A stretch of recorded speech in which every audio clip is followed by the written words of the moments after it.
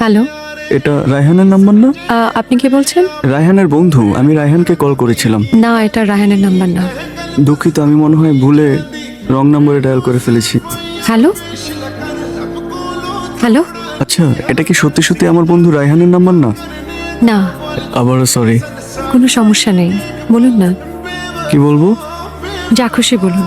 আপনার কণ্ঠ বেশ সুন্দর, শুনতে ভালোই লাগছে। অচেনা মানুষের কণ্ঠস্বরের ভার আপনি নিতে পারবেন না। কিভাবে নিতে পারবো সেটা না হয় শেখান।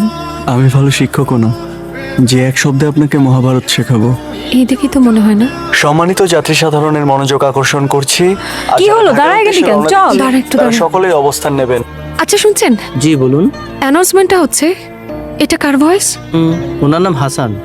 হাসান সাহেবের সাথে একটু দেখা করা যাবে? উনি এই সামনে অ্যানাউন্সমেন্ট রুমে বসেন। চল। আপনি হাসান সাহেব? উনি তো লাঞ্চে কোয়ার্টারে গেছেন, সামনে স্টাফ কোয়ার্টার। আপনি একটা উপকার করতে পারবেন? রূপা, হ্যাঁ রূপা, লাবণীর সাথে কথা বলতেছি। যা পড়তে বস। হ্যালো, আমি রূপা। আপনি আমাকে চিনবেন না বোধহয়। বেশ কয়েকদিন আগে আপনি আপনার এক বন্ধুকে কল করতে গিয়ে এই নাম্বারে ফোন করেছিলেন। ও হ্যাঁ, জি বলুন। আসলে বিষয়টা খুব অদ্ভুত, বোধহয় আপনার বিশ্বাসও হবে না। সেদিন আমার কাজিনকে ট্রেনে উঠিয়ে দিতে গিয়ে আমি একটা কণ্ঠস্বর শুনতে পাই। আমি নিশ্চিত এই কণ্ঠস্বর আপনার, তাই ভাবলাম আপনাকে একটা কল করি। অদ্ভুত, আপনি আমার বাসার নাম্বার কোত্থেকে পেলেন? এটা তো পাওয়ার কথা না।